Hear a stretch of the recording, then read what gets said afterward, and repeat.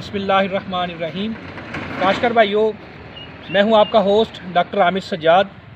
काशकर भाइयों, आज हम बात करेंगे कि जो ज़मींदार अपनी ज़मीन का तज्ज़िया करवाते हैं, अपनी रिपोर्ट करवाते हैं, उसका टेस्ट की रिपोर्ट आ जाती है, उसके बाद उन्हें पता नहीं चलता कि जो ज़मीन की रिपोर्ट हमें क्या बता रही है। अक्सर ज़मींदार मेरे पास आते हैं, आके मुझसे पूछते हैं, कोई व्हाट्सअप भी करते हैं, फ़ोन पे भी पूछते हैं, वैसे भी मेरे पास आ जाते हैं और मुझसे पूछते हैं कि ये डॉक्टर साहब ये पकड़ें, ये मैंने रिपोर्ट करवाई। जैसे ये मेरे पास एक सामने एक रिपोर्ट है, तो ये भी एक ज़मींदार जो है उसकी रिपोर्ट है। तो मुझसे ज़मींदार आके पूछते हैं कि आप ये हमें बता दें कि ये रिपोर्ट के अंदर जो है ना ये पीएच भी दी हुई है, ये इसमें जो है ना फास्फोरस जो पोटाश दिया हुआ है। अब हमें कैसे पता चलेगा कि हमारी जो ज़मीन है वो कलराठी है या हमारी ज़मीन ज़रखेज़ है, इसमें फास्फोरस कितनी है, इसमें पोटाश कितनी है, हमें और मज़ीद क्या इसमें करना चाहिए, कौन कौन सी सिफारिशें हमारे लिए हैं। तो काशकार भैया, आगे बढ़ने से पहले अगर आप हमने हमारे चैनल को सब्सक्राइब पहले नहीं किया हुआ तो हमारे चैनल को सब्सक्राइब कर लें और ये जो वीडियो है इसको आगे भी ज़मींदारों को शेयर कर दें, क्योंकि ये बहुत ही अहम मसला आपके साथ में डिस्कस करने वाला हूँ। तो काशकार भैया, सबसे पहले जो उसके अंदर चीज़ मेंशन की होती है वो होती है बरकी मौसलियत, जिसको हम ईसी कहते हैं, इलेक्ट्रिकल कंडक्टिविटी। उसकी उसमें वैल्यू एक दी होती है। ये जो मेरे पास रिपोर्ट है इसमें जो इलेक्ट्रिकल कंडक्टिव है 0.69 दी हुई है, 0.69। ये मेरे पास जो रिपोर्ट है उसकी इलेक्ट्रिकल कंडक्टिविटी इतनी बताई हुई है। अब हमने इसके अंदर याद रखना है, इसके दो असूल हैं। आपकी इसी जो है ना अगर 4 से कम हो तो वो आपकी ज़मीन कलराठी कंसिडर नहीं होगी, वो नॉर्मल ज़मीन होगी। अगर आपकी इसी 4 से ज़्यादा होगी तो वो ज़मीन आपकी कलराठी कहलाएगी। वो 4 के पास होगी तो उसमें कलराठापन मौजूद होगा, लेकिन वो फसलों के लिए उसको काश्तकारी के वो काबिल होगी। आप उसके अंदर जिप्सम या इस तरह के अमेंडमेंट्स सल्फ्यूरिक एसिड डाल के या सल्फ़र डाल के उसका अपनी अच्छी पैदावार ले सकते हैं। लेकिन अगर उसकी जो कलराठापन 4 से ज़्यादा है, यानी अगर उसके अंदर इसी 4 से ज़्यादा है, तो वो बहुत ज़्यादा कलराठी ज़मीन है। ऐसी ज़मीन जो है ना आपको फसलों के काबिल नहीं होगी। आपने सबसे पहले उस ज़मीन को रिक्लेम करना है, उसको आपने उस ज़मीन की इस्लाह करनी है। उसको पहले अपनी उसकी जो है ना इसी को 4 से नीचे लेकर आना है। उसको 4 से नीचे लेके आने के लिए है कि आप उसके अंदर गहरा हल चलाएँ। गहरा हल चला के उसके अंदर जो जिप्सम है ना, जो आपको उस रिपोर्ट के ऊपर जो बताया गया, जैसे इसके अंदर लिखा हुआ है 5 टन जो है ना जिप्सम बताई गई है, जो मेरे पास सामने रिपोर्ट है। तो आपके सामने आपके पास रिपोर्ट होगी, उसमें दिया होगा कि आपने इतना जिप्सम आपने डालना है। वो आपने जिप्सम डाल के उसको हैवी इरिगेशन दे देनी है, ज़्यादा पानी लगा के खड़ा कर देना है। 1 फुट तक कम से कम पानी खड़ा करना है उसके अंदर। वो जब वो पानी फिर नीचे जाएगा ना, वो लीच डाउन करेगा पानी। उसके पानी लीच डाउन करने की वजह से क्या होगा कि वो आपके जो नमकियात होंगे ना, जो साल्ट्स होंगे, वो एक दफ़ा सारे जो है ना वो ख़त्म हो जाएंगे और आपकी वो ज़मीन जो है ना वो रिक्लेम हो जाएगी और उसमें फिर आप काश्तकारी कर सकते हैं। उसमें कोशिश करें कि दहान काश्त करें। उसके बाद ये आपका पहला पॉइंट हो गया। उसके बाद जो दूसरा पॉइंट आता है ना उसके अंदर, वो होता है ज़मीन का तामल, जिसको हम पीएच कहते हैं। अच्छा, इसके अंदर आप ये याद रखना है, जो पीएच है ना, अगर आपकी ज़मीन की जो पीएच है वो 8.5 से कम है, अगर 8.5 से कम है, जैसे मेरे पास जो ज़मीन है अभी इसमें 8.3 है इसकी पीएच, 8.5 से कम होगी तो वो आपकी पीएच ज़मीनों के अंदर, यानी उसमें वो आपकी काश्तकारी के काबिल होगी, उसमें आप अपनी फसलों को काश्त कर सकते हैं। लेकिन अगर आपकी पीएच 8.5 से ज़्यादा है तो ऐसी ज़मीनों को भी हम बाड़ा ज़मीनें कहते हैं। उसमें बहुत ज़्यादा सोडियम मौजूद है, बहुत ज़्यादा उसमें कलराठापन मौजूद है। उसका भी इसी तरह आपने ट्रीट करने के बाद जिप्सम वगैरह डाल के उसको फिर आपने उसके बाद उसको काश्त करना है। इसके बाद ये दूसरा होता है। तीसरा उसमें जो निशान बना होता है खाना, वो होता है नामियाती मादा का। उसमें नामियाती मादा जो है ना वो ऑर्गेनिक मैटर का पूछा होता है। अब यहाँ पे जो बताई गई है ना मिकदार, वो जो इस रिपोर्ट के मुताबिक 0.56 ये इसकी रिपोर्ट है, इस जो मेरे सामने पड़ा हुआ है। तो ये नामियाती मादा कम है। अगर आपका नामियाती मादा 0.86 से कम हो तो वो ज़मीन कमज़ोर होगी, नामियाती के एतबार से, नामियाती मादा के एतबार से कम होगी।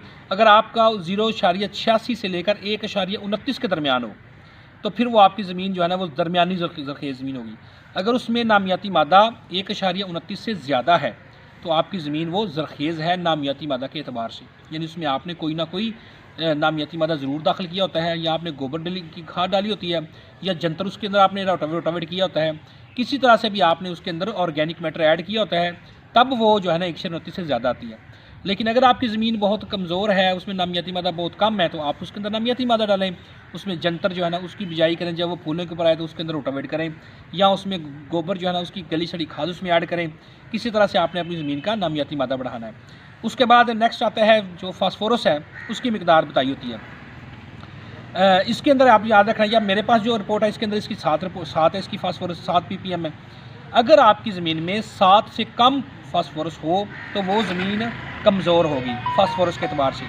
अगर उसकी जो फास्फोरस है वो 7 और 15 के दरमियान में हो तो आपकी ज़मीन दरमियानी जरखेज़ होगी फास्फोरस के अतबार से।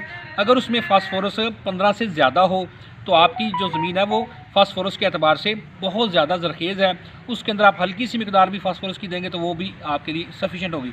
लेकिन हमारी पाकिस्तानी ज़मीनों के अंदर जो हमारे पास जितनी भी रिपोर्ट्स आती हैं उसमें या तो 7 के आगे पीछे होती है, 8 9 इतनी को होती है, इससे ज़्यादा बहुत कम ज़मीनों के अंदर फास्फोरस पाई जाती है, क्योंकि हमारी ज़मीनें जो है ना फास्फोरस के अतबार से कमज़ोर है। जैसे ये वाली जो मेरे पास रिपोर्ट है ये बहुत कमज़ोर है, यानी इसकी 7 है फास्फोरस, तो इसके लिए डेफिनेटली आपको जो है ना कम से कम 46 किलो जो फास्फोरस है वो चाहिए, यानी 2 DAP या 2 आपने इसमें जरखेज़ इसके अंदर जो डालनी है, या आपने नाइट्रोफास की जो मिकदार है वो पूरी करनी है, अगर वो डालनी है आपने, ठीक है। ये आपने इसको याद रखना है। यानी अगर आपकी 7 और 15 के दरमियान में फास्फोरस है तो फिर जाहिर बात है कि आपकी दरमियानी है, तो आप जो है ना DAP आप एक बार भी डालेंगे तो आपकी वो पैदावार अच्छी देगा। अगर आपकी 7 है या इससे कम है तो आपने 2 बोरी DAP या 2 बोरी जो है ना वो जरखेज़ डालनी है, या इसके मुतबादला आपने नाइट्रोफास डालनी है। अगर 15 से ज़्यादा pH है तो जो अगर 15 से ज़्यादा उसकी फास्फोरस है तो फिर आप जो है ना आपकी मर्ज़ी, आप उसमें फास्फोरस ना भी डालेंगे तो आपकी ज़मीन जो है ना वो पैदावार अच्छी देगी, लेकिन ऐसी ज़मीनें है नहीं हमारे पास।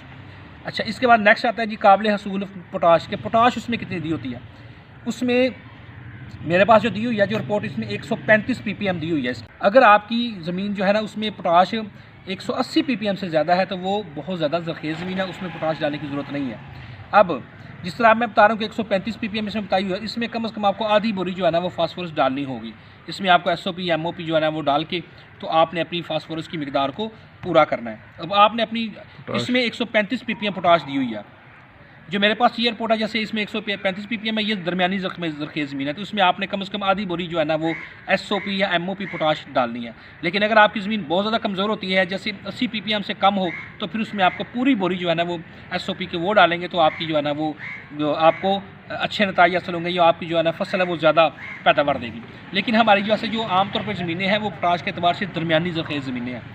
हमारी ज़मीनों में इतनी ज़्यादा पोटाश की कमी नहीं है, इसीलिए अक्सर ज़मींदार ना डाल के भी कुछ ना कुछ मिकदार कुछ ना कुछ पैदावार ले लेते हैं। लेकिन रिकमेंडेशन ये है कि आप अपनी पोटाश की मिकदार को पूरा करना चाहिए, तब आपकी फसलें जो है ना वो सही जो है ना वो मतलब पैदावार देती हैं। क्योंकि पोटाश आपको पता है कितने उसके अहम रोल है, उसकी रूट्स में भी जो है ना उसकी रूट लेंथ भी बढ़ाता है, फिर उसके अंदर उसके स्टेम को भी वो जो है ना वो मजबूत करता है, फिर जो दाना है उसमें जो उसकी शाइनिंग आती है, वो बीमारियों के खिलाफ भी पौधा जो है ना उसमें कुव्वत मुदाफ़ित आती है, इसलिए पोटाश बहुत ज़रूरी एक एलिमेंट है।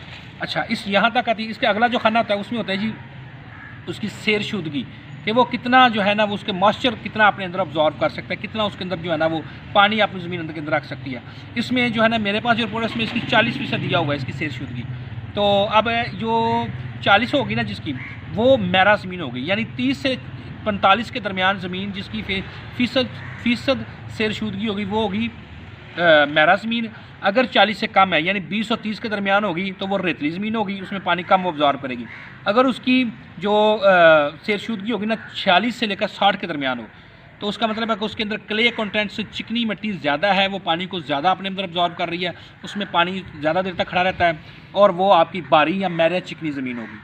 उसके बाद अगला आता है, अब ये जो हम आते हैं माइक्रो न्यूट्रिएंट्स की तरफ। अभी हम पहले माइक्रो की बात कर रहे थे, अब आगे माइक्रो न्यूट्रिएंट्स। इसमें जिंक है, कॉपर है, आयरन है, मैंगानीज़ है और बोरान है। अब मैं आपको जो बताता हूँ कि जो जिंक है ना, इसकी जो कम से कम मिकदार है 0.5 जो है ना ppm होनी चाहिए। इससे कम है तो वो कमज़ोर है। अगर वो 0.5 से 1 के दरमियान है तो वो दरमियानी जरखेज़ ज़मीन है। और अगर आपकी 1 से ज़्यादा है तो वो जरखेज़ है, उसमें आपको जिंक डालने की ज़रूरत नहीं है। अगर आपकी यानी 0.5 और 1 के दरमियान है तो वो दरमियानी है, उसमें आपने जिंक ज़रूर डालना है। इससे कम है यानी अगर 0.5 से कम है तो उसमें तो हर सूरत में आप डालेंगे जिंक, नहीं डालेंगे तो पैदावार बिल्कुल भी नहीं आएगी। अब इसके बाद अगला आता है जी कॉपर। कॉपर के लिए जो हमारी जो कमज़ोर ज़मीनें होती है ना, जो जिसमें 0.1 से कम हो वो कमज़ोर है, जिसमें 0.1 से 0.2 के दरमियान होगी वो दरमियानी जरखेज़ है, जिसमें 0.2 से ज़्यादा होगी वो जरखेज़ ज़मीन है, उसमें कॉपर डालने की ज़रूरत नहीं है। जो मेरे पास यहाँ रिपोर्ट है इसमें 0.38 है, इसका मतलब है कि इसके अंदर कॉपर जो है ना वो पूरा है, इसमें कॉपर डालने की ज़रूरत नहीं है। इसी तरह आयरन आता है।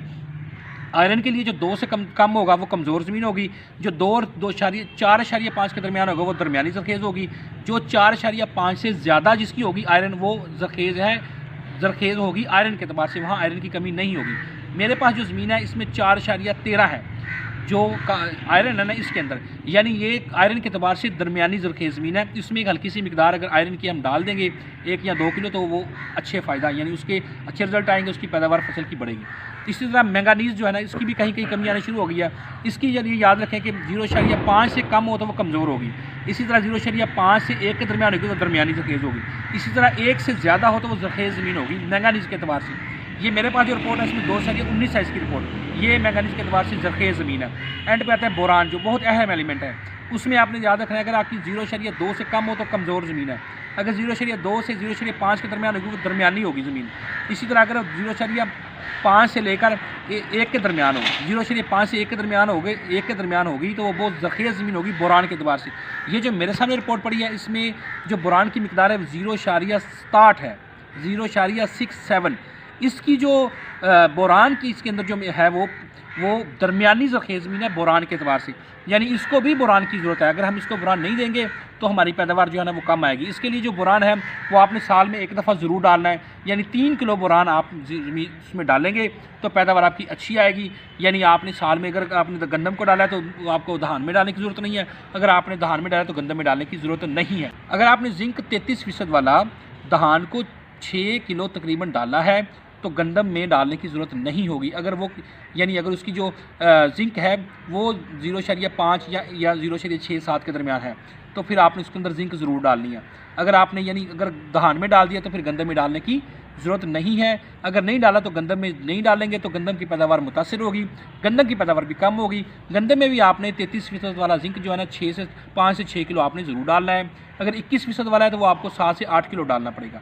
अगर 21% वाला है तो फिर 7 किलो जिंक उसको डालेंगे। गंदम को पहले पानी पर डालें या नीचे जो है ना जब आप उसकी गंदम की बिजाई कर रहे हो तो तब डालें तो आपकी जो है ना पैदावार अच्छी आएगी।